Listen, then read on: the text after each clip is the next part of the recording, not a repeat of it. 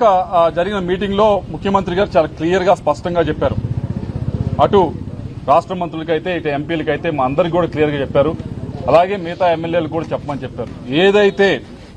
ఏదైతే ఈ వైలెన్స్ ఏదైతే ఉన్నాయో ఇవన్నీ కూడా ఎక్కడా కూడా ఉపేక్షించేది లేదు. తప్పకుండా కూడా ముఖ్యమంత్రి గారు ఆయనే చెప్పారు, నేనే దీనిపైన దృష్టి పెడతాను, ఎటువంటి విధంగా కూడా లా అండ్ ఆర్డర్ అనేది పూర్తి కంట్రోల్లో ఉంచేదానికి అన్ని విధాలు కూడా మనం కృషి చేస్తామని చెప్పడం జరిగింది. మరోవైపు ఏదైతే 35, 36 ఏదో లెక్కలు చెప్తా ఉన్నారో ఈ లెక్కలన్నీ కూడా శుద్ధ తప్పు. దయచేసి ఈ 35 నెంబర్లు ఏదో చెప్తున్నారో పేర్లు ఏదైతే చెప్తున్నారో దయచేసి ఆ పేర్లు ఇవ్వండి, అడ్రస్లు ఇవ్వండి. అది కూడా ఇందాక డిస్కషన్కి వచ్చింది. అడ్రస్లు ఇవ్వండి.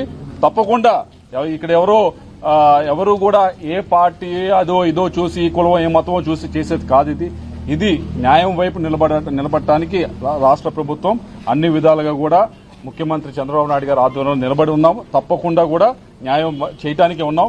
ఈ 35 నెంబర్ అనేది మాత్రం పూర్తి అవాస్తవం అని మీడియా మిత్రులు తెలియజేస్తారు. ఆయన అంటాం తాలిబాన్ల రాజ్యం నడుస్తుంది ఆంధ్రప్రదేశ్ అని మీరు ప్రాతినిధ్యం వినుకొండకు వచ్చి చెప్పింది. ఏదైతే వినుకొండలో అయిందో ఇష్యూ దాన్ని పూర్తిగా కూడా పక్కదోవ పట్టిస్తా ఉన్నారు. ఏదైతే విషయం జరిగిందో అది ఈ రోజు పుట్టిన విషయం కాదు. గడిచిన 2 సంవత్సరాల నుంచి కూడా ఇది నడుస్తూ ఉంది. ఏదైతే ఆ ఇద్దరు వ్యక్తుల మధ్య గొడవ ఉందో ఆ గొడవని ఈ రోజు పార్టీ పరంగా ఈరోజు పూయడానికి తయారయ్యారు. ఎవరైతే మొన్న హంతకుడు ఉన్నాడో ఆయన పార్టీ ఏదైతే అంటా ఉన్నాడో ఆయన పెద్ద యాక్టివ్ పొలిటీషియన్ కాదు, మీ అందరికీ తెలిసిందే, ఎవరో కుర్రాడు. మరోవైపు ఏదైతే ఇష్యూ జరిగిందో అది గడిచిన 2 సంవత్సరాల నుంచి వాళ్ళిద్దరి మధ్య వాళ్ళ గ్రూప్స్ మధ్య జరుగుతూ ఉంది.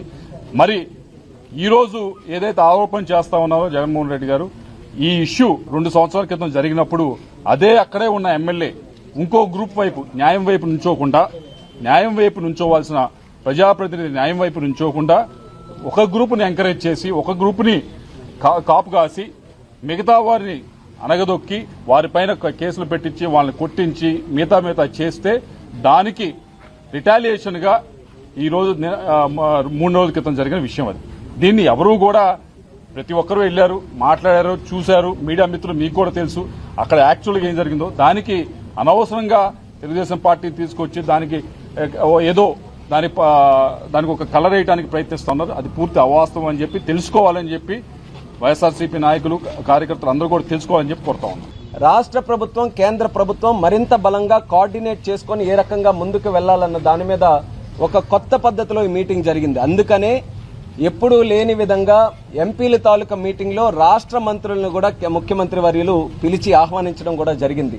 మరి కొత్త పద్ధతి ఏంటంటే ఎంపీలందరికీ రాష్ట్రంలో ఉన్నటువంటి ఒక డిపార్ట్మెంటు, మినిస్ట్రీస్ పరంగా ఒక డిపార్ట్మెంటు, అలాగే కేంద్ర పరంగా ఉన్నటువంటి మినిస్ట్రీస్ ఒక డిపార్ట్మెంట్ అటాచ్ చేసి వాళ్ళిద్దరి మధ్యలో రాష్ట్రానికి కేంద్రానికి మధ్యలో వారధిగా ఎంపీలని ఈరోజు అదనంగా ఒక బాధ్యత ముఖ్యమంత్రి వర్యులు మాకు అప్పచెప్పడం జరిగింది.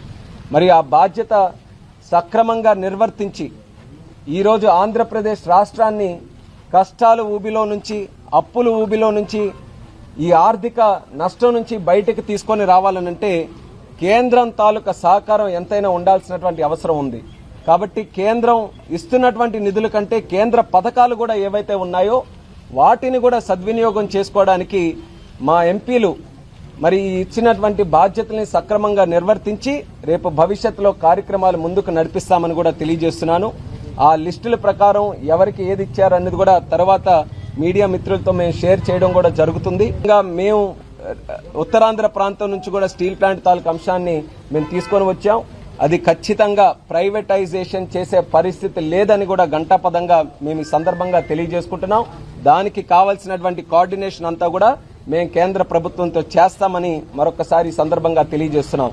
అంతేకాకుండా ఆ స్టీల్ ప్లాంట్ ని కూడా ఈ రోజు మళ్లీ రివైవ్ చేయడానికి ముందుకు నడిపించడానికి మన విజయనగరంలో మెగ్నీషియం తాలూకా మైన్స్ ఉన్నాయి గర్భంలో, అలాగే శాండ్ మైన్స్ కూడా అక్కడ ఉన్నాయి. అది స్టేట్ గవర్నమెంట్ కేటాయించాలి, రెన్యువల్ చేయాలి ఆ లీజెస్ కూడా, అవి కూడా మేము ప్రస్తావించాం.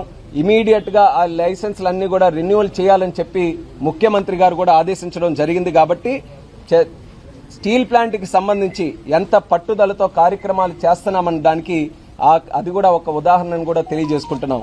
అలాగే రైల్వే జోన్ తాలూకా ఇష్యూ, మరి 10 సంవత్సరాలుగా నేను చాలా కష్టపడ్డాను రైల్వే జోన్ గురించి. అది కూడా ఈరోజు ఒక ల్యాండ్ తాలూకా సమస్య వల్ల ఆగిపోయింది. దాని మీద కూడా అక్కడ వైజాగ్లో కలెక్టర్ గారితో అక్కడ ఉన్నటువంటి డిపార్ట్మెంట్స్ అందరితో మాట్లాడాం. దీని మీద మరి పల్లా శ్రీని గారు, భరత్ గారు, అలాగే అక్కడ ఉన్నటువంటి ప్రజాప్రతినిధులు అందరూ కూడా తరచూ దీని మీద కూడా సంప్రదింపులు జరుపుతున్నారు. రైల్వే జోన్ కి కావాల్సినటువంటి ల్యాండ్ ని కూడా స్పీడప్ చేసి అతి త్వరలో అది కూడా ఆపరేషన్స్ అన్ని కూడా స్టార్ట్ చేసే విధంగా చర్యలు తీసుకుంటామని కూడా ఈ కార్యక్రమంలో మేము మాట్లాడుకున్నాం. అది పబ్లిక్ కూడా ఈ సందర్భంగా తెలియజేస్తున్నాం.